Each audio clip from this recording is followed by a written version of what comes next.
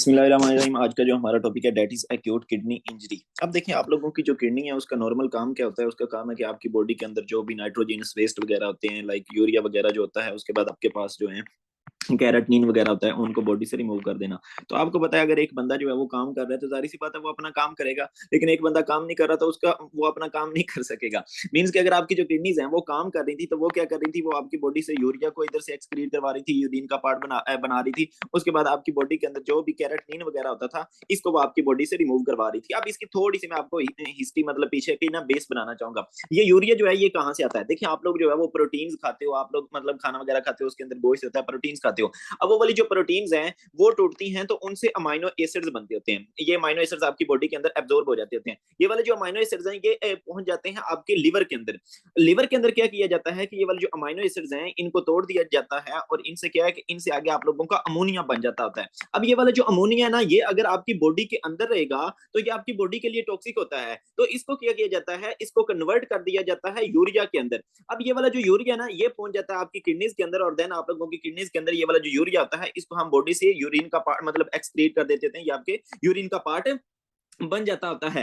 अब भी आपने ये याद रख लेना है कि आपका आप लोगों को पता है ना कि आपकी किडनी के अंदर क्या होता है कि कोई भी चीज जो है वो फिल्टर होती है, ठीक है। फिल्टर होके कुछ चीजें जो है वो रीअब्सॉर्ब हो जाती होती हैं, और कुछ चीजें जो है वो आप लोगों के यूरिन का पार्ट बन जाती हैं। फॉर एग्जाम्पल आपको पता है कि इस तरह करके, फॉर एग्जाम्पल आप लोग इमेजिन करें कि ये एक मैं दीवार बना देता हूँ, इधर से इधर जो चीजें जा रही हैं वो फिल्टर होकर आपकी किडनी से ना, फॉर एग्जाम्पल ये आपका ब्लड आ रहा है, और इधर से क्या होगा कि जो भी चीजें इधर चली जाएंगी, ये समझे कि इधर आपका यूरिन का पार्ट बन जाएंगी, ये आपका ब्लड है। वैसे इमेजिनरी डायग्राम आप लोगों की बना रहा हूँ, ठीक है। तो आपको पता है कि ब्लड के अंदर जो भी चीजें होंगी, अब ब्लड आएगा, ब्लड के अंदर क्या पड़ा हुआ होगा, आपका ये वाला जो यूरिया है ये पड़ा हुआ होगा। इसको हम क्या कर देते हैं, किडनीज के अंदर फिल्टर कर देते हैं। तो ये किसका पार्ट बन जाएगा, ये आपके यूरिन का पार्ट बन जाता होता है, ठीक है। आपकी किडनी की ट्यूब्यूल्स के अंदर आ जाता होता है। अब मोस्ट ऑफ द जो यूरिया है वो तो आपके यूरिन के अंदर चला जाता होता है, लेकिन कुछ को हम वापस रीअब्सॉर्ब कर लेते हैं, कुछ को हम वापस अपने ब्लड के अंदर जो है वो ले आते होते हैं, ठीक है। तो ये थोड़ा सा वेरी करता रहता होता है। तो आपको पता होना चाहिए कि आपकी किडनीज के अंदर इधर जो भी चीज आ रही है उसको आपने समझ जाना है कि ये क्या हो रही है, ये आपकी फिल्टर होके आ रही है। इधर जो भी आप लोगों का पार्ट बन रहा है ना वो फिल्टर होके आ रही है।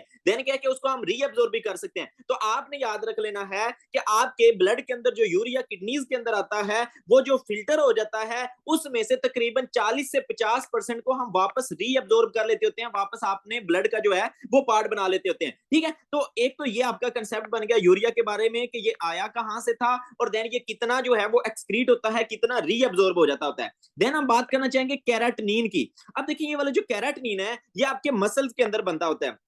अब मसल्स के अंदर क्या बनेगा, देखिए आप लोगों के जो मसल्स हैं वो जारी सी बात है वर्क करते हैं तो उनकी एनर्जी उनको एनर्जी की जरूरत होती है। तो आपके ये वाले जो मसल्स हैं वो कैराटीन को यूज करते होते हैं एज अ एनर्जी सोर्स। किसको यूज कर रहे होते हैं, कैराटीन, CREATIN। अब ये वाला जो कैराटीन है ये कहां से आता होता है, ये बेसिकली आप लोगों की जो अमाइनो एसिड्स हैं वहां से आता है, ठीक है। अमाइनो एसिड से आप लोगों को क्या मिल गया, कैराटीन मिल गया। अब ये वाला जो कैराटीन है इसको आपके muscles as a energy source use करेंगे तो इधर से जो वेस्ट प्रोडक्ट बनेगी उसको हम कैराटीनीन कहते होते हैं। तो ये आ गया जनाब आप लोगों का कैराटीन। अब ये वाला जो कैराटीन है ये वेस्ट प्रोडक्ट है। तो जिस तरह आपका यूरिया था ना वो भी एक वेस्ट प्रोडक्ट थी, तो हम इसी तरह कैराटीन भी वेस्ट प्रोडक्ट है, तो ये भी आपकी किडनीज के अंदर जाएगी। जारी सी बात है ब्लड के थ्रू आपकी जो है वो किडनीज के अंदर पहुंच जाएगी। अब चलें जी, ये इधर आ गई। अब आपकी किडनीज इसको क्या करेंगी, फिल्टर कर देंगी। तो ये किसका पार्ट बन जाएगा, यूरिन का पार्ट बन जाता होता है। तो आपने याद रख लेना है कि कैराटीन जितना भी आएगा वो सारे का सारा यूरिन के अंदर चला जाएगा, और आपकी जो किडनीज हैं वो इसको वापस रीअब्सॉर्ब नहीं करती होती। तो आपने क्या याद रख लेना है, मजे का कंसेप्ट आपका क्या बन गया कि कैराटिन जितना भी फिल्टर होगा मेरी किडनीज उसको वापस रीअब्सॉर्ब नहीं करेंगी। लेकिन इन केस ऑफ अगर मैं यूरिया बात करूं तो यूरिया जितना भी फिल्टर होता है उसमें से 40 से 50% जो है वो हम वापस रीअब्सॉर्ब कर लेते होते हैं। अब यूरिया को हम वापस रीअब्सॉर्ब क्यों कर रहे होते हैं, बिकॉज इसके पीछे पीछे इधर जो फिल्टर हुआ पड़ा है ना वाटर, वो भी यूरिया के पीछे पीछे आ जाता होता है। इट मींस आपका एक और बड़ा मजे का मैंने कंसेप्ट बना दिया कि यूरिया जो है वो आपको हेल्प करता है वाटर की रीअब्सॉर्प्शन के अंदर। इट मींस के इन ऑल दोज कंडीशंस जिसके अंदर आप लोग वाटर को ज्यादा से ज्यादा बॉडी के अंदर रखना चाह रहे होगे, यूरिन का पार्ट नहीं बनाना चाह रहे होगे, उनके अंदर यूरिया की भी जो रीअब्सॉर्प्शन है फ्रॉम द किडनी की ट्यूब्यूल्स वो ज्यादा होगी, ठीक है। तो ये आपके दो बेसिक कंसेप्ट जो कि अक्सर लोगों को इनकी समझ नहीं आती, ये आपके क्लियर होने चाहिए, ठीक है। तो इस चीज का आपको पता चल गया। थोड़ा सा ओवरव्यू मैं इस चीज का आप लोगों को दोबारा से देना चाहूंगा। यूरिया कहां से आता है, हम खाना खाते हैं, उधर से अमाइनो एसिड्स होते हैं, अमाइनो एसिड्स लिवर के अंदर जाके टूटते हैं तो वहां से अमोनिया बन जाता है।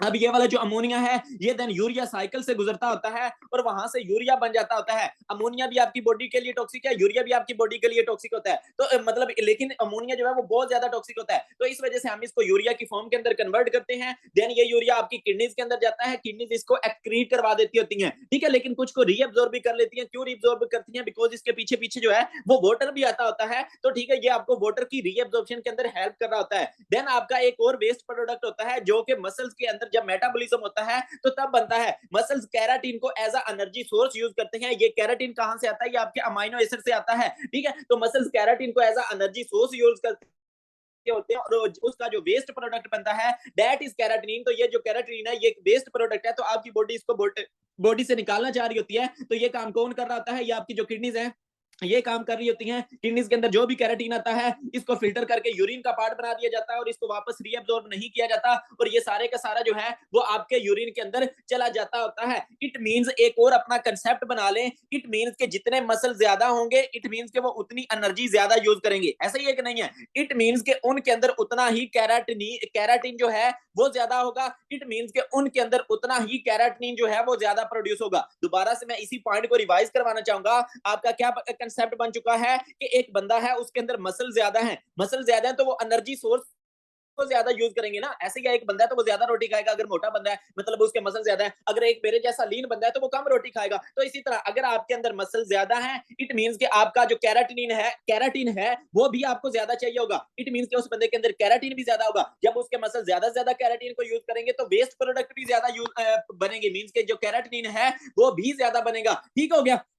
तो इट मींस कि उस बंदे की जो किडनीज होती हैं वो इस कैराटीन को ज्यादा से ज्यादा जो है वो फिल्टर करती होती हैं, ठीक है। तो आपका क्या पता चल गया है कि ये वाला जो कैराटीन है, ये वाला जो कैराटीन बन रहा है ये किस चीज पे डिपेंड कर रहा होता है? ये बंदे के मसल मैस पे जो है वो डिपेंड कर रहा होता है। अब ये जो मसल्स, ये वाले जो अमाइनो एसिड ये कहां से आते होते हैं? जब आप लोग गोश्त खाते हो इट मींस कि आप लोगों की ये वाली जो कैराटीन की प्रोडक्शन है, ठीक है, वो किस पे डिपेंड कर रही है? वो आपके जो मीट इंटेक के ऊपर भी डिपेंड कर रही होती है। जितना ज्यादा आप गोश्त खाओगे उतना ज्यादा कैराटीन अमाइनो एसिड्स बनेंगे, अमाइनो एसिड से ज्यादा कैराटीन बनेगा, ये कैराटीन यूज होगा और उतना ज्यादा जो है वो आपका कैराटीन जो है वो बनता होता है, ठीक है। इट मींस आपका कंसेप्ट क्या बन चुका है कि जो कैराटीन की प्रोडक्शन है वो किस चीज पे डिपेंड कर रही है? एक तो आपके मसल मैस पे डिपेंड कर रही होती है और दूसरा जो है वो आपके मीट इनटेक के ऊपर जो है वो डिपेंड कर रही होती है। यहाँ से सारे आपके यूवर्ड के एमसीक्यूज हैं जो कि इधर आपकी बुक के ऊपर नहीं लिखा हुआ, ताकि और ये आपके एक्स्ट्रा कंसेप्ट है जो कि आपने मस्ट याद रख लेने हैं। इधर से आप लोग स्क्रीनशॉट जो है वो ले सकते हो, ठीक है, इस सारी चीज का, और बाद में आप लोग इसको ड्रा कर लेना, ठीक है। खैर आपको इन सारी चीजों का आई होप सो जो है वो थोड़ी सी अंडरस्टैंडिंग बन चुकी होगी। अब हम लोग क्या करते हैं, अब हम अपने मेन टॉपिक की तरफ आते हैं, which was acute kidney injury, कि आपकी जो किडनी है वो अचानक से इंजर हो गई है। आपको पता है जब आपकी किडनी जो है वो इंजर हो जाएगी इट मींस कि ये अपना काम नहीं कर पाएगी। इसका काम क्या था? इसका काम था यूरिया को बॉडी से एक्सक्रीट करना। इसका काम क्या था? आपके जो नाइट्रोजिनस आपका ये वाला जो कैराटीन है इसको बॉडी से एक्सक्रीट करना। इट मींस कि अब आपकी बॉडी इस कैराटीन को एक्सक्रीट नहीं कर पाएगी। इट मींस कि अब आप लोगों के ब्लड के अंदर ये वाला जो कैराटीन है उसका लेवल राइज कर जाएगा, ठीक है। इट मींस आपको क्या पता चल गया? अगर हम एक्यूट किडनी इंजरी को डिफाइन करना चाहें तो इसको हम कहते होते हैं sudden rapid fall in keratin clearance. Keratin हमारी बॉडी से जो है वो क्लियर नहीं हो पा रहा, तो इसको हम एक्यूट किडनी इंजरी कह देते होते हैं। अब बात आ जाती है कि जो किडनीज हैं वो इंजर क्यों होंगी? तो आपको पता है इस तरह करके आपकी किडनीज होती हैं, किडनीज के अंदर जनाब इस तरह करके ब्लड आता है, ब्लड के अंदर सारे नाइट्रोजिनस वेस्ट सारा आपका कैराटीन जो है वो आपकी किडनीज के अंदर पहुंचता है। किडनीज इसको फिल्टर करती हैं, फिल्टर करके इसको यूरिन बना देती हैं, और वो वाला जो यूरिन है वो थ्रू यूरिटर आपके ब्लड यूरिनरी ब्लैडर के अंदर चला जाता है, और देन यूरिथ्रा के थ्रू आप लोग उसको एक्सक्रीट कर देते होते हो, ठीक है, मतलब यूरिनेट कर देते होते हो। ये नॉर्मल काम हो रहा था। अब किडनीज कब फंक्शन प्रॉपर नहीं कर सकती? या तो इधर जो है वो प्रॉपर ब्लड ही नहीं आए, ठीक है। आपको पता है अगर आपकी किडनीज की तरफ प्रॉपर ब्लड ही नहीं आएगा इट मींस के ना आप लोगों का यूरिया आएगा इधर, ठीक है, ना इधर जो है वो कैरेटिन आएगा। तो जब कोई चीज फिल्टर के अंदर जा ही नहीं रही तो वो फिल्टर कैसे होगी? ठीक है, तो आपको पता चल गया इट मींस के किडनी से पहले कोई मसला हो, ठीक है, तो उसको हम क्या कह देते हैं? उसको हम प्री रीनल एजोटीमिया कह देते हैं। अब व्हाट इज एजोटीमिया? एजोटीमिया होता है कि insufficient filtering of blood by the kidneys, कि आपकी जो किडनीज हैं वो प्रॉपरली ब्लड को फिल्टर नहीं कर पा रही, तो आपकी किडनीज कब ब्लड को प्रॉपर फिल्टर नहीं कर पाती, उसमें मैं आप लोगों को 3 रीजंस बताऊंगा। एक तो ये कि आपकी किडनीज की तरफ प्रॉपर ब्लड आए ही ना, ठीक है, तो इसको हम क्या कह देते हैं, इसको हम प्री रीनल, मींस के किडनी से पहले मसला है। दूसरा यह कि आपका जो फिल्टर है वो खराब हुआ पड़ा है, मींस के किडनीज के अंदर कोई प्रॉब्लम है, तो उसको हम जो है वो इंट्रिंसिक रीनल फेलियर कह देते हैं, कि आपका फिल्टर ही प्रॉपर काम नहीं कर पा रहा, या क्या है कि आपके फिल्टर के बाद कोई मसला हो, जहां से यूरिन जा रहा होता है, मींस के अगर कोई किडनी के बाद मसला होगा तो इसको हम क्या कह देंगे, पोस्ट रीनल, मींस के किडनी के बाद कोई मसला है जिसकी वजह से आपकी किडनीज जो है वो प्रॉपर फंक्शन नहीं कर पा रही, वो प्रॉपरली नाइट्रोजिनस वेस्ट को, यूरिया वगैरह को आपकी बॉडी से रिमूव नहीं कर पा रही, तो इसको हम पोस्ट रीनल एजोटीमिया जो है वो कह देते होते हैं। चलें जी, मैं जरा आप लोगों को बुक से दिखाना चाहूंगा, हमने क्या पढ़ा है, हमने जो एक्यूट किडनी इंजरी होती है इसको 3 टाइप्स के अंदर डिवाइड कर दिया। एक को हमने प्री रीनल एजोटीमिया कह दिया, दूसरे को इंट्रिंसिक रीनल फेलियर कह दिया, तीसरे को पोस्ट रीनल एजोटीमिया जो है वो कह देते होते हैं। अब बात आ गई प्री रीनल एजोटीमिया की, ठीक है, मींस के किडनी से पहले कोई मसला है। अब किडनी से पहले कोई मसला क्या था कि आपकी जो किडनीज थी उनकी तरफ प्रॉपर ब्लड ही नहीं आ रहा था, तो जाहिर सी बात है अगर आपकी किडनीज की तरफ प्रॉपर ब्लड नहीं आएगा तो ये कैसे इस यूरिया को बॉडी से निकाल पाएंगे, कैसे नाइट्रोजिनस ब्लड, इनको हम दूसरा यूरिया को हम कहते हैं ब्लड यूरिया नाइट्रोजिनस वेस्ट, ठीक है, तो आप लोगों को कैसे ये इनको हम बॉडी से निकाल पाएंगे, कैसे हम जो है वो आपका जो कैराटीन होता है उसको बॉडी से निकाल पाएंगे। अब क्या है कि किडनीज की तरफ ब्लड कब कम जा सकता है, एक तो इसका सूरत के अंदर कम जा सकता है ना, कि जब आपकी बॉडी के अंदर वॉल्यूम, ब्लड का वॉल्यूम हो ही कम, तो सारी सी बात है अगर ब्लड का वॉल्यूम कम होगा तो आपकी किडनीज की तरफ भी तो ब्लड जो है वो कम जाएगा, तो आप लोगों के ब्लड वेसल्स के अंदर ब्लड के वॉल्यूम का कम होना, इसको हम हाइपोवोलीमिया कहते होते हैं। अब हाइपोवोलीमिया क्यों हो सकता है, अगर तो बंदे की कार्डियक आउटपुट कम हो। अब आपको पता है आपका हार्ट जो है वो पंप करता है, जब हार्ट पंप करता है तो लेफ्ट वेंट्रिकल से ये वाला जो सारा ब्लड है वो आप लोगों की सारी बॉडी की तरफ जा रहा होता है। इट मींस कि अगर क्या हो, अगर आपका जो हार्ट है वो फेल हो जाए, जब हार्ट फेल हो जाएगा तो ये इधर से ब्लड को पंप नहीं कर पाएगा, जब ये ब्लड को पंप नहीं कर पाएगा इट मींस कि जारी सी बात है आपकी किडनी की तरफ जो ब्लड जा रहा है वो भी तो कम जाएगा। तो जब आपका हार्ट कॉन्ट्रैक्ट करता है तो जो इधर से ब्लड का वॉल्यूम निकल रहा होता है इसको हम हार्ट की कार्डियक आउटपुट कहते होते हैं, ठीक है। इट मींस कि अगर आपका हार्ट फेल कर चुका है, वो प्रॉपर्ली कॉन्ट्रैक्ट नहीं कर पा रहा, तो अब क्या है कि वो कम ब्लड को बाहर भेज रहा है, इट मींस कि उसकी जो कार्डियक आउटपुट है वो कम होगी, इट मींस कि आपके जो ऑर्गन्स हैं, इट मींस कि आपकी जो किडनीज हैं उसकी तरफ ब्लड जो है वो कम जाएगा, ठीक है। तो आपको एक क्या पता चल गया, एक तो मसला हो सकता है कि आपके ब्लड ही कम हो गया, मतलब आपके जो ब्लड का जो वॉल्यूम है वो ही कम हुआ पड़ा है, हाइपोवोलीमिया हुआ पड़ा है। अब हाइपोवोलीमिया क्यों हो सकता है, वो आपको पता है कि अगर एक बंदा जो है उसके अंदर डिहाइड्रेशन हुई पड़ी है, वो गर्म इलाके के अंदर रहता है, स्वेटिंग बहुत ज्यादा होती है, या किसी भी वजह से या उसको डायरिया हुआ पड़ा है, या फॉर एग्जांपल क्या है कि वॉमिटिंग हुई पड़ी है, तो उसमें आपका बहुत ज्यादा वॉल्यूम का लॉस हो जाता है। दूसरा यह कि आपका हार्ट ही पंप नहीं कर पा रहा, ठीक है, वॉल्यूम तो ठीक है लेकिन आपका हार्ट ही पंप नहीं कर पा रहा, तो उसकी वजह से भी आप लोगों की किडनीज की तरफ ब्लड कम जा सकता है। या क्या है कि आपका जो इफेक्टिव सर्कुलेटिंग वॉल्यूम है, इफेक्टिव सर्कुलेटिंग वॉल्यूम कौन सा होता है, आप लोगों की वेसल्स के अंदर जो ब्लड का वॉल्यूम होता है उसको हम इफेक्टिव सर्कुलेटिंग वॉल्यूम कहते होते हैं, जो सर्कुलेट कर रहा होता है। अब आपको पता है कि अगर हार्ट फेल कर गया तो जारी सी बात है ये इधर से पंप नहीं कर पाएगा वेसल्स के अंदर ब्लड को, तो आप लोगों की ब्लड वेसल्स के अंदर ब्लड का वॉल्यूम कम हो जाएगा, इट मींस कि आपका जो इफेक्टिव सर्कुलेटिंग वॉल्यूम है वो कम हो जाता होता है। या क्या है कि अगर बंदे के अंदर लिवर फेलियर हो, देखिए जिस बंदे के अंदर लिवर फेलियर होती है तो आपका जो लिवर है वो एक प्रोटीन बना रहा होता है जिसको हम एल्ब्यूमिन कहते होते हैं। एल्ब्यूमिन का क्या काम होता है कि आप लोगों के वॉल्यूम को ब्लड वेसल्स के अंदर रखना, फ्लूइड वगैरह को आपके ब्लड वेसल्स के अंदर पकड़ के रखना, लेकिन जब आपका लिवर फेल हो गया तो अब एल्ब्यूमिन हो जाएगी कम, जब एल्ब्यूमिन कम हो जाएगी तो अब ये फ्लूइड को पकड़ के नहीं रख पाएगा, तो इधर से आप लोगों का जो फ्लूइड है वो लीक हो जाता होता है। इट मींस के आपका जो फ्लूइड है वो इंट्रावेस्कुलर स्पेस से निकल के एक्स्ट्रावेस्कुलर स्पेस के अंदर चला गया है,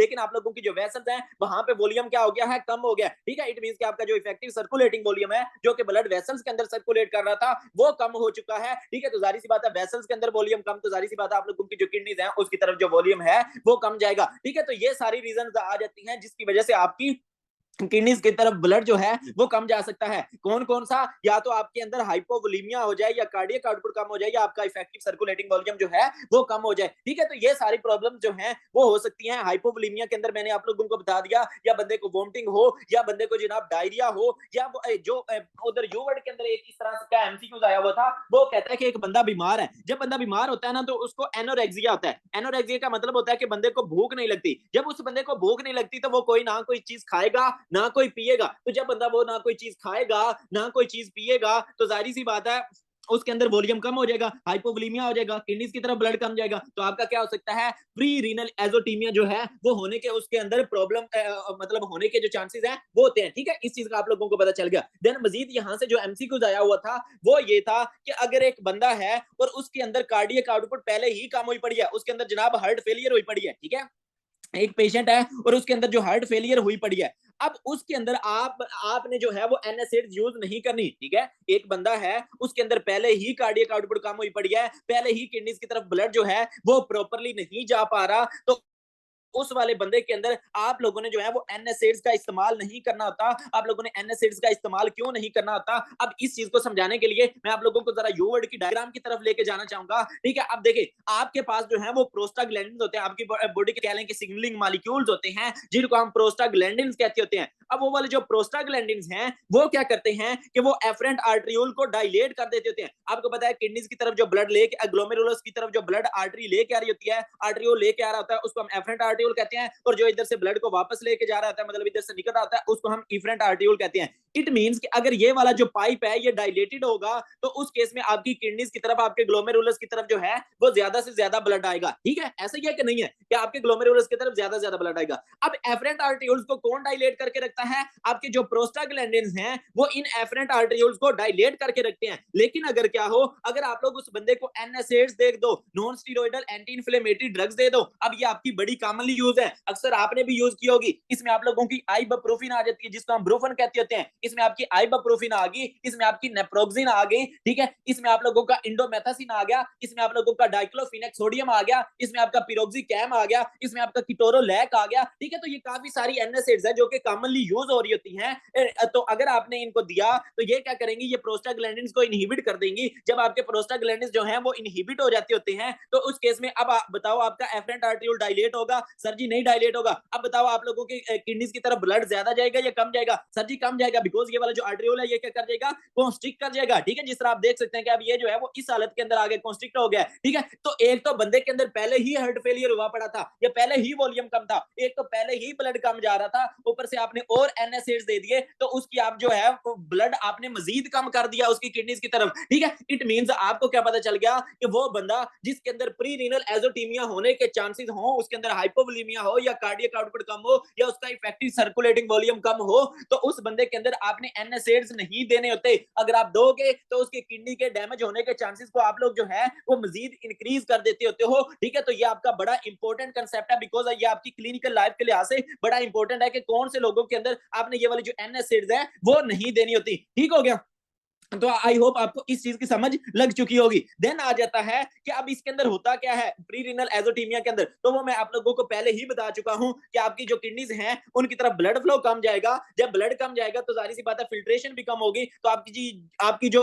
फिल्ट्रेशन है वो भी कम होगी। जब आप लोगों की फिल्ट्रेशन जो है वो कम होती है तो आप लोगों की किडनीज क्या करती हैं, वो चाहती हैं कि यार ज्यादा से ज्यादा जो है मैं सोडियम और वाटर को रीअब्सॉर्ब कर लूं। ठीक है, आपके जब भी जीएफआर कम होगी ना, ग्लोमेरुलर फिल्ट्रेशन जो है वो कम होती है, तो आपकी किडनीज क्या चाहती हैं, आपको किडनीज को ऐसे लगता है कि यार मेरे जो बॉडी है ना उसके अंदर ब्लड कम है। अब ये कंसेप्ट में थोड़ा सा 1 मिनट वर्क करना चाहूंगा। ठीक है, क्या हो रहा है कि जब बंदे को प्री रीनल एजोटीमिया हो रहा है, मींस कि आप लोगों की किडनीज की तरफ प्रॉपर ब्लड नहीं जा रहा। जब आप लोगों की किडनीज की तरफ प्रॉपर ब्लड जो है वो नहीं जा रहा तो आप लोगों की जो किडनीज हैं उनको क्या लग रहा है कि यार बंदे के बॉडी के अंदर ही जो ब्लड है वो कम हुआ पड़ा है, बंदे के अंदर जो वॉल्यूम है वो कम हुआ पड़ा है, किसी वजह से मेरी तरफ जो ब्लड है वो कम आ रहा है। तो आप इट मींस के जब ब्लड कम आएगा आप लोगों की किडनीज की तरफ तो आप लोगों की किडनीज की जो फिल्टरिंग रेट होता है, फिल्ट्रेशन होती है, ठीक है, वो भी तो कम हो जाएगी। इट मींस कि जब आप लोगों की किडनीज की तरफ ब्लड कम आएगा तो आपका glomerular filtration rate, what is glomerular filtration rate, वो स्पीड जिसके ऊपर आपका फिल्टर काम कर रहा है, जिसके ऊपर आपकी जो किडनीज है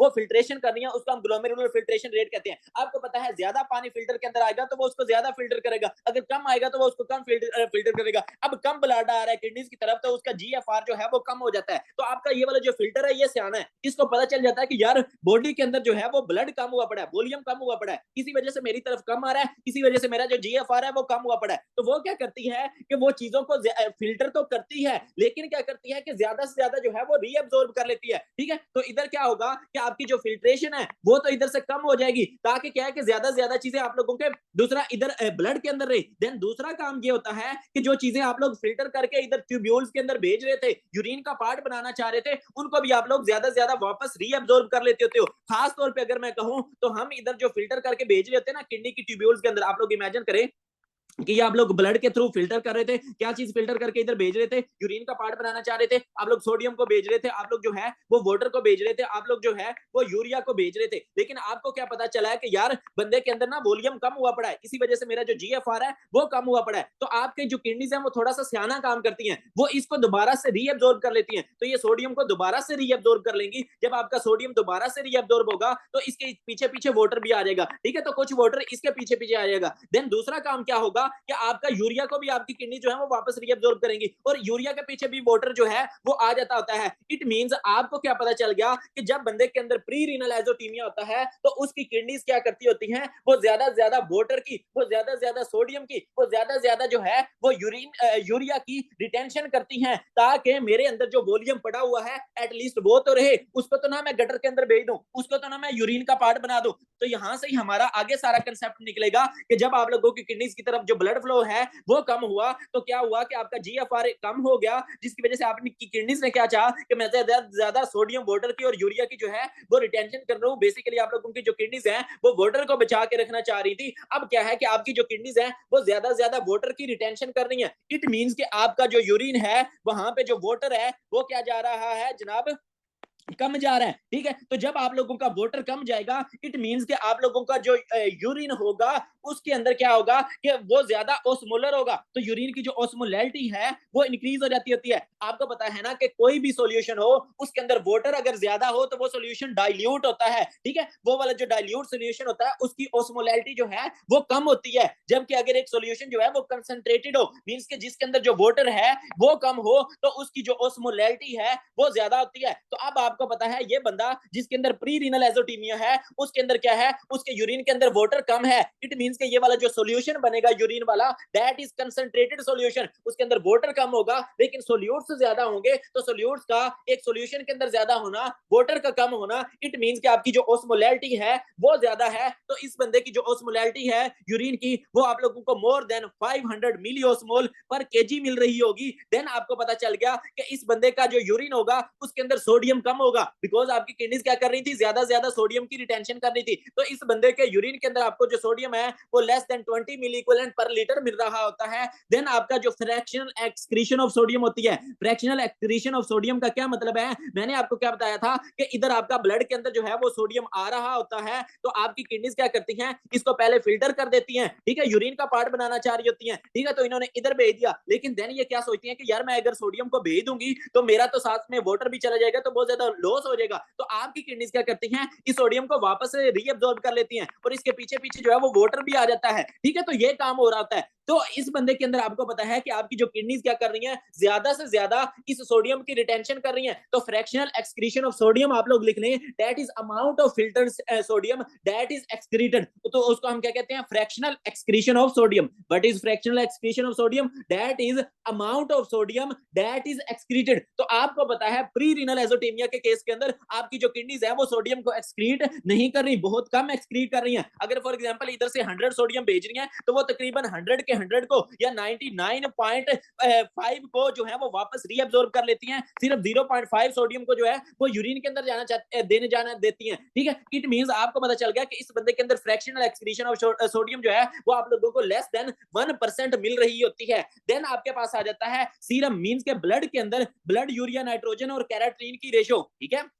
आपने आपने क्या लेना है, बंदे का ब्लड लेना है, उसके सीरम के अंदर सीरम के अंदर आप लोगों ने ब्लड यूरिया नाइट्रोजन, मींस कि आपने यूरिया को चेक कर लेना है, नाइट्रोजनस वेस्ट इनको चेक कर लेना है, और साथ में उस बंदे के ब्लड के अंदर आपने जो है वो कैराटीन को चेक कर लेना है। नॉर्मल अगर आप लोग इन दोनों को चेक करो और उनकी रेशो निकालो तो 20:1 होती है। ये आप लोगों ने लिख लेना, ये आपके बुक के ऊपर नहीं लिखा हुआ कि नॉर्मली ब्लड यूरिया नाइट्रोजन और जो कैराटीन को रेशो होती है वो 20:1 होती है। इट मींस कि अगर 20 यूरिया के मॉलिक्यूल हैं तो आपको एक कैराटीन का जो मॉलिक्यूल है वो ब्लड के अंदर नॉर्मली मिल रहा होता है। इट मींस कि आपके ब्लड के अंदर यूरिया जो है वो ज्यादा होती है एज कंपेयर टू कैराटीन। अब इस बंदे के अंदर क्या होगा, इस बंदे के अंदर आप लोगों को ये जो BUN रेशियो कैरेटिनिन जो है, वो BUN टू कैरेटिनिन रेशियो जो है वो मोर देन 20, ये देखिए 20 मतलब इसको मैं इक्वल करूं तो 20 इक्वल 1, तो ये आप लोगों का आंसर क्या आ जाएगा, 20 आ जाएगा। लेकिन क्या होगा, ये वाला जो बंदा होगा जिसके अंदर प्री रीनल एजोटीमिया है, इसके अंदर आपको पता है कि आपकी बॉडी क्या कर रही है, ज्यादा से ज्यादा यूरिन को यूरिया को वापस रीअब्सॉर्ब कर रही है, ताकि उसके पीछे पीछे क्या है, आपका वाटर आए। इट मींस कि आपका ये वाला जो नंबर है ये बढ़ जाएगा, ठीक है। तो जब आप लोगों को पता है कि फॉर एग्जांपल मैं कहता हूं कि ये वाला जो नंबर है ये 25 हो गया, ठीक है, तो इट मींस कि ये क्या है, 25 रेशियो 1 आ जाएगा, तो ये क्या हो जाएगा, मोर देन 20। ऐसे ही है कि नहीं है, इट मींस कि इस बंदे के अंदर BUN अपॉन कैरेटिनिन रेशियो जो है वो आप लोगों को मोर देन 20 मिल रही होती है। मोर देन 20 क्यों मिल रही है, दैट इज आप लोगों की बॉडी का कंपनसेटरी रिस्पॉन्स है। यहां से एमसीक्यूज आया है, यहां दोनों जगहों से एमसीक्यूज आया है। एक यूरिन के सोडियम से, वो आपसे पूछता है कि ये यूरिनरी सोडियम क्यों कम हुआ पड़ा है, तो आपको पता होना चाहिए कि ये बॉडी की कंपनसेशन है। किस चीज के लिए कंपनसेशन है, फॉर इनिशियल ओलिगोयूरिया, ठीक है। अब ओलिगोयूरिया का क्या मतलब होता है कि आपका यूरिन का कम प्रोड्यूस होना, उसको हम ओलिगोयूरिया कहते होते हैं। अगर एक बंदे को less than 400 ml per day urine आ रहा है तो उसको हम क्या कहते हैं, उसको हम ओलिगोयूरिया कहते हैं। तो आपको पता है इस बंदे की जो किडनीज हैं वहां पे ही ब्लड कम आ रहा है, वहां पे फिल्ट्रेशन कम हो रही है। जब फिल्ट्रेशन कम होगी तो जाहिर सी बात है यूरिन भी कम प्रोड्यूस होगा, तो उस बंदे को यूरिन भी कम आएगा। तो अगर आप लोगों को less than 400 ml per day जो है वो यूरिन आ रहा हो तो इसको हम ओलिगोयूरिया कहते होते हैं। तो आपको पता है जब ये ओलिगोयूरिया हो रहा है तो आपकी बॉडी क्या कर रही है, ज्यादा से ज्यादा सोडियम की रिटेंशन जो है वो कर रही होती है, और कम से कम सोडियम को यूरिन के अंदर एक्सक्रीट कर रही होती है। तो इधर आपने लिख लेना है कि ये लेस देन 20 आप लोगों को क्यों मिल रहा है, because this is bodies compensation for initial oliguria, ठीक है। तो ये चीज आप लोगों को इस बंदे के अंदर मिल रही होती है। देन वो आपसे पूछेगा कि ये आपको urea BUN to creatinine ratio more than 20 क्यों मिल रही होती है, बिकॉज ये भी बॉडी का कंपनसेटरी इंक्रीज है। वो किस चीज को इंक्रीज करना चाह रही है, वो यूरिया की एब्जॉर्प्शन को इंक्रीज करना चाह रही होती है, ताकि क्या हो कि ज्यादा से ज्यादा जो है वो आप लोगों की वाटर की रिटेंशन हो रही हो, ठीक है। तो जनाब ये था हमारा topic of pre renal azotaemia. अब आप लोग है इंट्रिंसिक रीनल फेलियर, इसके नाम से ही जाहिर हो गया। मींस कि आपकी किडनी के अंदर कोई मसला होगा जिसकी वजह से आपकी जो किडनीज हैं वो प्रॉपर फंक्शन नहीं कर रही होगी, ठीक है। किडनीज का क्या काम था, नाइट्रोजन वेस्ट वगैरह को आपकी बॉडी से रिमूव कर देना। लेकिन अब क्या है कि आपकी किडनी के अंदर कोई मसला आ गया। अब आपकी किडनी के अंदर होता क्या है, आपकी किडनी के अंदर ट्यूब्यूल्स होती हैं, आपकी किडनी के अंदर इंटरस्टिशियम होती है, आपकी किडनीज के अंदर ग्लोमेरुलस होता है, ठीक है। तो ये सारी चीजें आपकी किडनी के अंदर जो है वो वेसल्स होती हैं। तो अगर पार्ट डैमेज हो गया तो इट मींस कि अब आपकी जो किडनीज है वो प्रॉपर फंक्शन नहीं करेंगी। क्या क्या होता है आपकी किडनी के अंदर, ये देखिए ट्यूब्स होती हैं, ये वाली जो ट्यूब्स होती हैं इनके दरमियान में इस तरह करके कनेक्टिव टिश्यू होता है, ये वाला जो है वो कनेक्टिव टिश्यू होता है जिसको हम इंटरस्टिशियम कहते होते हैं। देन आपकी किडनीज के अंदर ये जो है वो ग्लोमेरुलस होता है, देन इसके अंदर जो है ये वेसल्स होती हैं। इट मींस आपका क्या सिंपल कंसेप्ट बन चुका है कि अगर इनमें से किसी भी एरिया को प्रॉब्लम हो जाएगा तो आपकी जो किडनीज हैं वो प्रॉपर फंक्शन नहीं करती होती। तो अगर क्या हो, अगर आपकी जो किडनी की ट्यूब्यूल्स हैं अगर उनकी नेक्रोसिस हो जाए, नेक्रोसिस क्या होता है, एक्सीडेंटल सेल डेथ, कि अगर वो डैमेज हो जाए, वो मर जाती होती हैं, तो उसकी वजह से भी इसको हम क्या कहेंगे, इसको हम इंट्रिंसिक रीनल फेलियर कह देंगे। एक किस वजह से हो सकता है, एक्यूट ट्यूब्यूलर नेक्रोसिस की वजह से। एक किस वजह से हो सकता है कि अगर आपकी ये वाला जो किडनी की इंटरस्टिशियम थी इस एरिया के अंदर इन्फ्लेमेशन हो जाए, तो आपको पता है जिस भी एरिया के अंदर इन्फ्लेमेशन होती है तो वो वाला जो एरिया वो डैमेज हो जाता है, तो ये भी किडनी का पार्ट है। तो इट मींस अगर एक्यूट इंटरस्टिशियल नेफ्राइटिस हो गया तो उस केस में भी आपको इंट्रिंसिक रीनल फेलियर मिल रही होती है। अगर क्या हुआ कि ये वाला जो ग्लोमेरुलस है इसकी अगर इन्फ्लेमेशन हो गई, जिसको हम ग्लोमेरुलोनेफ्राइटिस कहते होते हैं, तो इट मींस कि अभी आपकी किडनी प्रॉपर फंक्शन नहीं करेंगी तो बंदे को इंट्रिंसिक रीनल फेलियर हो जाएगा। या क्या हुआ कि अगर ये वाली जो वेसल्स हैं अगर इनकी इन्फ्लेमेशन हो जाए, इन्फ्लेमेशन होगी जिसको हम वेस्कुलाइटिस कहते होते हैं, तो उसकी वजह से भी इंट्रिंसिक रीनल फेलियर हो सकता है। या क्या है कि अगर बंदे का जो बीपी है, ब्लड प्रेशर बहुत ज्यादा बढ़ जाए, तो उस केस में भी आपकी जो किडनी की वेसल्स हैं वो डैमेज हो सकती हैं, तो उस केस में भी आपका जो इंट्रिंसिक रीनल फेलियर हो सकता होता है। या क्या हो कि अगर बंदे के अंदर टीटीपी हो, थ्रोम्बोटिक थ्रोम्बोसाइटोपिनिक परपरा, ये चीज मैंने हीमाटोलॉजी के अंदर पढ़ाई है। थ्रोम्बोटिक थ्रोम्बोसाइटोपिनिक परपरा के अंदर क्या हो रहा होता है कि आपकी जगह जगह जो है वो थ्रोम्बोसिस हो रही होती है, जिसकी वजह से आपके अंदर प्लेटलेट्स की कमी हो रही होती है, और साथ में आप लोगों की जो है वो हिमोलिसिस हो रही होती है। तो ये वाली जो सारी चीजें हैं ये कंट्रीब्यूट कर रही होती हैं आपके किडनी डैमेज को। तो साथ में उस बंदे को क्या हो जाता होता है, किडनी डैमेज हो जाता होता है। देन हमारे पास एक चीज होती है हीमोलिटिक यूरेमिक सिंड्रोम। अब जो हीमोलिटिक यूरेमिक सिंड्रोम है, ये इंशाल्लाह मैं आप लोगों को इन डिटेल पढ़ाऊंगा माइक्रो के अंदर। लेकिन इसमें क्या होता है, इसमें आप लोगों का इसके नेम से ही जाहिर आ गया, हीमोलिटिक मींस के बंदे को हीमोलिसिस हो रही है, यूरेमिक मींस के आपकी जो किडनीज हैं वो डैमेज हो रही है, यूरीमिया हो रहा है, ठीक है, और ये एक सिंड्रोम है। अब इसमें होता क्या है कि बेसिकली आपका जो इन्फेक्शन है वो इकोलाई की वजह से होता है, या आपका शिगेला की वजह से जो है वो इन्फेक्शन होता है जीआईटी का, गैस्ट्रोइंटेस्टाइनल ट्रैक्ट का। अब ये वाले जो इनके बैक्टीरिया के जो कुछ स्टेन्स है ना, वो प्रोड्यूस करते हैं शीगा टॉक्सिन। अब ये वाली जो शीगा टॉक्सिन है, ये क्या करती है, ये जाके आपकी जो ब्लड वेसल्स हैं उनको डैमेज करती है। ब्लड वेसल्स के जो एंडोथेलियल सेल्स हैं, खास तौर पे जो किडनीज के अंदर ब्लड वेसल्स हैं, उनके जो एंडोथेलियल सेल्स हैं, फॉर एग्जांपल ये मैं एक ब्लड वेसल बना देता हूं आपकी किडनीज के अंदर, और उसके ये जो है मैं एंडोथेलियल सेल्स बना देता हूं, तो ये क्या करती है, ये वाली शिगा टॉक्सिन ये जाके इनको डैमेज करना स्टार्ट कर देती है। जब ये आप लोगों की किडनीज के अंदर जो ब्लड वेसल्स हैं उनको डैमेज करती है, तो उसकी वजह से एक तो ये डैमेज हो जाएंगे, दूसरी बात ये कि इधर जो है वो क्लोटिंग स्टार्ट हो जाएगी, तो इधर जो है वो क्लोटिंग स्टार्ट हो जाती होती है, तो साथ में तो इधर क्लोटिंग स्टार्ट होगी, देन जब इधर से आरबीसीज गुजरते हैं तो वो इसके साथ टकराते हैं, तो आपके जो आरबीसीज हैं वो इस तरह करके टूट जाते होते हैं, ठीक है। तो इसके अंदर क्या हो रहा होता है, हीमोलिटिक यूरेमिक सिंड्रोम के अंदर एक तो आपकी हीमोलिसिस हो रही होती है, मींस के इस तरह करके आपके जो आरबीसीज हैं वो टूट रहे होते हैं, ठीक है। दूसरा जो है वो थ्रोम्बोसिस हो रही होती है। तीसरा जो है, अब ये वाली जो सारी चीज है ये कंट्रीब्यूट कर रही होती है आपकी किडनी डैमेज को, मींस के ये वाला सारा प्रॉब्लम कहां पे हो रहा है, आपकी किडनीज के अंदर, तो आपकी जो किडनीज हैं वो डैमेज हो जाती हैं। तो ये वाली जो सारी चीजें हैं ये किसको कंट्रीब्यूट कर रही है, ये जनाब इंट्रिंसिक रीनल फेलियर को जो है वो कंट्रीब्यूट कर रही होती है। इनको हम वन बाय वन पढ़ते हैं। ये देखें, एक्यूट इंटरस्टिशियल नेफ्राइटिस है, एक्यूट ट्यूबुलर नेक्रोसिस है, इन सबको हम इन डिटेल पढ़ते हैं। फिलहाल जैसा आपको ये पता चल गया कि जो भी किडनी के अंदर मसला होगा उसकी वजह से अगर किडनी फेल हो जाती है तो इसको हम इंट्रिंसिक रीनल फेलियर कह देते हैं। अब इसके अंदर प्रॉब्लम क्या आती है, अगर फॉर एग्जाम्पल हम एक्यूट ट्यूबुलर नेक्रोसिस की बात करें तो उसमें आप लोगों को पैची नेक्रोसिस में भी होती है, मींस के कुछ कुछ एरियाज जो है वहां पे सारे जो ट्यूब्यूल्स हैं उनकी नेक्रोसिस हुई पड़ी होती है, जिसकी वजह से क्या होता है, आप लोगों का जो डेब्रस है वो ऑब्स्ट्रक्ट कर रहा होता है ट्यूब्यूल्स को। अब इस चीज की मैं इधर डिटेल में तो नहीं जाना चाह रहा था, लेकिन इस तरह करके आपकी रीनल ट्यूब्यूल्स हैं, आप लोग इमेजिन करें तो इनके ना ये इस तरह करके आगे इनके एपिथेलियल सेल्स, ठीक है। तो एक्यूट ट्यूबुलर नेक्रोसिस के अंदर क्या होता है कि ये वाले जो एपिथेलियल सेल्स है ये डैमेज होते हैं, तो ये इधर से सेपरेट हो जाते हैं नीचे वाली बेसमेंट मेम्ब्रेन से, तो ये इधर जो है वो इकट्ठे हो जाते हैं। जब ये इधर इकट्ठे हो जाते होते हैं तो इसकी वजह से ये इन ट्यूब्यूल्स को ऑब्स्ट्रक्ट कर देते हैं। जब ये ऑब्स्ट्रक्ट कर देते हैं तो अब बताओ ऊपर से कोई भी चीज इधर आ सकेगी, आपका जो यूरिन है, आपका जो फ्लूइड है वो इधर से फ्लो कर पाएगा नहीं, तो आपका जो फ्लूइड है वो प्रॉपर्ली इधर से फ्लो नहीं कर पाएगा, ठीक है। तो फॉर एग्जांपल आप लोग इमेजिन करें, मैं इस चीज को जरा उसी यूवर्ड की डायग्राम से समझाना चाहूंगा। आपको पता है कि इधर से जो है वो सारी फिल्ट्रेशन हो रही होती है, तो ये है आपकी ट्यूब्यूल्स, तो ये ट्यूब्यूल जो है वो इधर से ऑब्स्ट्रक्ट होगी, ठीक है। इधर सारा वो जो गंद है वो भर गया, तो अब बताओ इधर से आपका जो सारा फ्लूइड है वो फ्लो कर पाएगा, फ्लो नहीं कर पाएगा, तो आपका जो फ्लूइड है वो बैक फ्लो करेगा। तो आप बताओ इधर से प्रॉपर फिल्ट्रेशन हो सके ग्लोमेरुलर से, नहीं। तो इसके अंदर भी in case of acute tubular necrosis भी अब इधर से प्रॉपर फिल्ट्रेशन नहीं हो रही, इट मींस कि आपका जो ग्लोमेरुलर फिल्ट्रेशन रेट है वो क्या हो जाता होता है, वो डिक्रीज हो जाता होता है। तो इसके अंदर आपको जो जीएफआर है वो क्या मिल जाएगा, वो डिक्रीज्ड मिल जाता होता है। अब बात आ जाती है यूरिन ऑस्मोलैरिटी, बिकॉज यही चीज तो आपको हेल्प करेगी in differentiation between pre renal azotemia and intrinsic renal failure.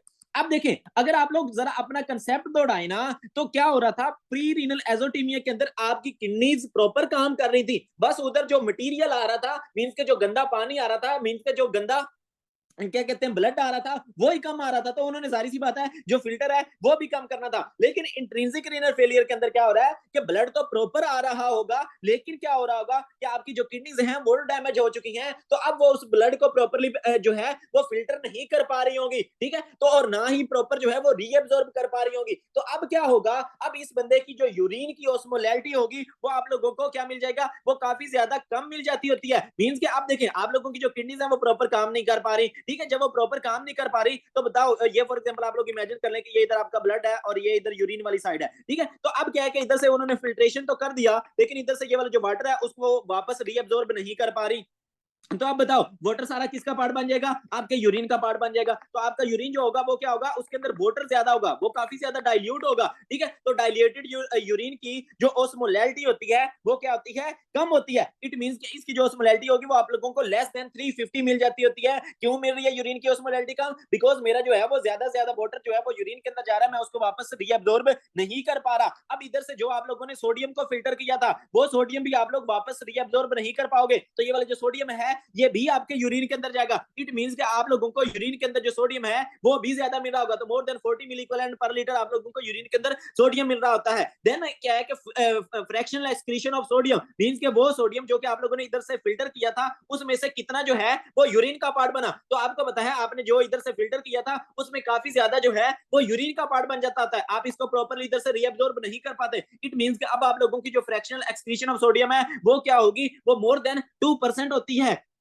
Then आप बताओ अब आप लोग वो वाला जो यूरिया है उसको वापस रीअब्सॉर्ब कर पाओगे? सर जी यूरिया को हम वापस रीअब्सॉर्ब नहीं कर पाएंगे। इट मींस कि अब अगर आप लोगों ने क्या लिया, उस बंदे का सीरम लिया तो उसके अंदर आप लोगों ने ब्लड यूरिया नाइट्रोजन को चेक किया और साथ में कैरेटिनिन को चेक किया, तो अब उसके ब्लड के अंदर बीयूएन का लेवल जो होगा वो कम होगा। नॉर्मली क्या आता था 20:1 होती थी, लेकिन अब क्या है, अब आप लोगों की जो किडनीज हैं वो डैमेज हो चुकी हैं तो वो उस यूरिया को वापस रीअब्सॉर्ब नहीं कर पा रही। इट मींस कि आप लोगों के ब्लड के अंदर ये वाला जो यूरिया का लेवल है वो आप लोगों को क्या मिल रहा होगा, कम मिल रहा होगा। बाकी कैरेटिनिन का लेवल काइंड ऑफ आपको सेम ही मिल रहा होता है, बिकॉज ये तो फैक्ट ही नहीं ना ऐसा होता कि इधर से जो फिल्ट्रेशन हो रही है वो सारा यूरिन का पार्ट बन रहा है, तो पहले भी तो ऐसा ही होता था। ठीक है, तो इसका लेवल तो खास इतना ज्यादा अफेक्ट नहीं हो रहा था, लेकिन आप लोगों का ये वाला जो ब्लड यूरिया नाइट्रोजन है ये आप लोगों के ब्लड के अंदर डिक्रीज कर जाता होता है। तो आपको पता है जब आप लोगों का ये जो नोमिनेटर है ऊपर से आप देखे 20:1 थी, अब मैं क्या कहता हूं कि फॉर एग्जांपल ऊपर से जो है वो कम हो गया, आप लोगों का ब्लड यूरिया नाइट्रोजन जो है वो 15 हो गया, या फॉर एग्जांपल मैं कहता हूं 14 हो गया, तो 14:1 हो गया। इट मींस कि आप लोगों को जो रेशियो होगी वो क्या मिल रही होगी, वो लेस देन 15 मिल रही होगी। और ये बड़ा इंपॉर्टेंट पॉइंट है आपका, आप सिर्फ BUN टू कैरेटिनिन रेशियो को देख के बता सकते हो कि आपका जो डैमेज है वो किडनी के अंदर हुआ है या आपका जो डैमेज है वो किडनी से पहले हुआ है। ये बड़ा इंपॉर्टेंट आपका पैरामीटर है, तो आपने मस्ट क्या याद रख लेना है, अगर तो डैमेज किडनी के अंदर होगा तो उस केस में आपकी ये BUN टू कैरेटिनिन रेशियो है वो कम होती है। क्यों कम होती है उस चीज को आपने समझ लिया। और अगर आपका जो डैमेज है वो किडनी से पहले होगा, ठीक है, तो उस केस में आपकी जो BUN टू कैरेटिनिन रेशियो है वो मोर देन 20 होती है, मींस के वो ज्यादा होती है। ठीक है, तो ये आपने बड़ा इंपॉर्टेंट पोपट सा कंसेप्ट जो है वो अपने दिमाग के अंदर बिठा लेना है। ठीक है, आपको पता चल गया। तो ये था जनाब हमारा इंट्रिंसिक रीनल फेलियर। इसके अभी मैं आप लोगों को इन डिटेल इसकी टाइप्स पढ़ाता हूं। अब हम बात करना चाहेंगे पोस्ट रीनल एजोटीमिया की। अब देखिए जो पोस्ट रीनल एजोटीमिया होता है इसके अंदर इट मींस कि आपका जो प्रॉब्लम होगा वो किडनी के बाद होगा, मींस के ब्लड भी प्रॉपर आ रहा होगा किडनीज की तरफ, आप लोगों की किडनीज जो है वो काम भी प्रॉपर कर रही होगी, लेकिन प्रॉब्लम क्या आएगा कि आपकी किडनी से आगे यूरिन है वो प्रॉपरली नहीं जा पाएगा। आप लोगों की किडनी से आगे जो है वो कोई ना कोई ऑब्स्ट्रक्शन होगी, कोई ना कोई मसला होगा जिसकी वजह से आपकी जो किडनीज है वो प्रॉपरली फंक्शन नहीं कर पाएंगे। मींस के अब जो प्रॉब्लम है वो किडनीज के बाद है, तो इसको हम क्या कह देते हैं, इसको हम पोस्ट रीनल एजोटीमिया कह देते हैं। अब वो क्यों हो सकता है, फॉर एग्जांपल इधर कोई स्टोन पड़ी हुई है, अब वो क्यों हो सकता है, फॉर एग्जांपल इधर आपका ब्लैडर है, तो आपको पता है मेल्स के अंदर इधर प्रोस्टेट ग्लैंड पड़ा होता है यूरिथ्रा के साथ, अगर उसका हाइपरप्लेजिया हुआ पड़ा है और वो यूरिथ्रा को कंप्रेस कर रहा है तो इधर यूरिन फ्लो नहीं कर पाएगा, तो ये भी किडनी के बाद ही मसला है। तो इट मींस के बीपीएच की वजह से, बिनाइन प्रोस्टेटिक हाइपरप्लेजिया की वजह से मसला हो सकता है, या आपके यूरिनरी ट्रैक के अंदर कोई कैंसर हो तो वो जो कैंसर है वो भी तो जाहिर सी बात है यूरिन के फ्लो को ऑब्स्ट्रक्ट कर सकता है, तो उसकी वजह से मसला हो सकता है। या आप लोगों के अंदर कोई ना कोई कंजेनिटल एबनॉर्मेलिटी है जिसकी वजह से यूरिन जो है वो आगे फ्लो नहीं कर पा रहा। जिस तरह हमारे पास पोस्टीरियर यूरिथ्रल वॉल्व्स होते थे तो आपका यूरिन जो है वो आगे फ्लो नहीं कर पाता था, तो ये वाली जो सारी चीजें हैं इनमें आपका यूरिन आगे फ्लो नहीं कर पाएगा। जब आपका यूरिन फ्लो नहीं कर पाएगा तो क्या होगा कि आपका यूरिन जो है वो सारा इधर अकामुलेट हो जाता होता है। जब आपका यूरिन सारा इधर जो है वो अकामुलेट हो जाता होता है तो आपको पता है आपकी किडनीज के अंदर जो रीनल पेल्विस होता है, जो रीनल कैल्सीज होते हैं जहां पे आके यूरिन ने कलेक्ट होना होता है, ये जो सारे हैं ये डायलेट कर जाते होते हैं। तो आपके रीनल पेल्विस का, आपके रीनल कैलिक्सिस का डायलेट हो जाना, इसको हम क्या कहते होते हैं, हाइड्रोनेफ्रोसिस नेफ्रोसिस कहते होते हैं। इट मींस के पोस्ट रीनल एजोटीमिया के अंदर आपको क्या मिल रहा होगा, हाइड्रोनेफ्रोसिस जो है वो मिल रही होती है। देन दूसरी बात ये कि अब बताओ इधर से यूरिन आगे जा रहा है, सर जी यूरिन आगे नहीं जा रहा, बताओ उस बंदे को यूरिन आएगा नहीं आएगा? इट मींस के उस बंदे के अंदर और आप लोगों को क्या मिल सकता है, एन यूरिया जो है वो मिल सकता होता है।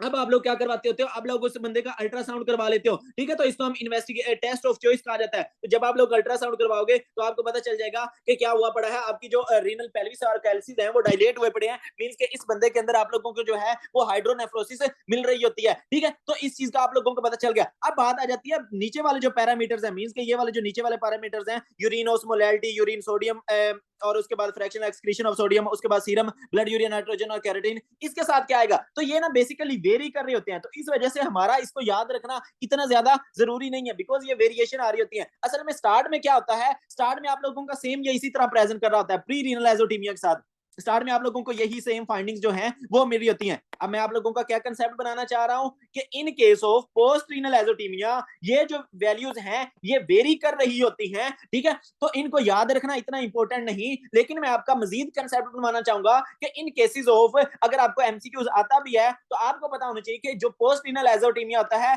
उसकी अर्ली स्टेजेस के अंदर ये वाली जो वैल्यूज होती हैं ये बिल्कुल आपको प्री रीनल एजोटीमिया वाली मिल रही होती है, जिसमें आपकी किडनीज की तरफ प्रॉपर ब्लड नहीं आ रहा था और आपकी जो किडनीज है वो प्रॉपर फंक्शन नहीं कर रही थी, मींस कि आपकी किडनीज अंदर से बिल्कुल नॉर्मल थी, ठीक है। तो पोस्ट रीनल एजोटीमिया के अंदर भी यही होता है कि जब आप लोगों की किडनी से आगे यूरिन प्रॉपर नहीं जा रहा था तो आपकी किडनी से तो अंदर से प्रॉपर नॉर्मल होती है ना, तो इसी वजह से आपको ये वाली फाइंडिंग्स मेरी होती है पोस्ट रीनल एजोटीमिया वाली। लेकिन क्या है कि जब काफी लंबे अरसे के लिए यूरिन आगे नहीं जा पाता तो आपका यूरिन इधर अकामुलेट होता है, तो इवेंचुअली जो है वो किडनीज डैमेज होना स्टार्ट हो जाती है। तो जब आप लोगों की किडनीज जो है वो डैमेज होना स्टार्ट हो जाती है तो आपको ये वाली फाइंडिंग्स नहीं मिलेंगी, ये वाली फाइंडिंग्स नहीं मिलेंगी, बल्कि आपको इंट्रिंसिक रीनल फेलियर वाली फाइंडिंग्स मिलेंगी। मींस कि ये वाली जो फाइंडिंग्स हैं वो आप लोगों को मिल रही होती हैं जिसमें आपकी जो किडनीज हैं वो डैमेज हो चुकी होती हैं। इट मींस आपका सिंपल कांसेप्ट क्या बन गया है कि जो अर्ली स्टेजेस होती हैं उसमें आप लोगों का सिंपल वो प्री रीनल एजोटीमिया वाली कंडीशन आपको मिल रही होती है, लेकिन जब आप लोगों का लॉन्ग स्टैंडिंग प्रॉब्लम होगा, लॉन्ग स्टैंडिंग ऑब्स्ट्रक्शन होगी, तो वो वाला जो पेशेंट है वो आपके पास इंट्रिंसिक रीनल फेलियर वाली जो प्रॉब्लम्स हैं उनके साथ प्रेजेंट कर जाता होता है। तो जनाब ये था हमारा topic of acute kidney injury. अब क्या किया, अब मैंने आप लोगों को कुछ चीजें छुड़वा दी, तो अब हम उनको वन बाय वन पढ़ते हैं। हमने ये वाला जो इंट्रिंसिक रीनल फेलियर थी इसमें कुछ चीजों को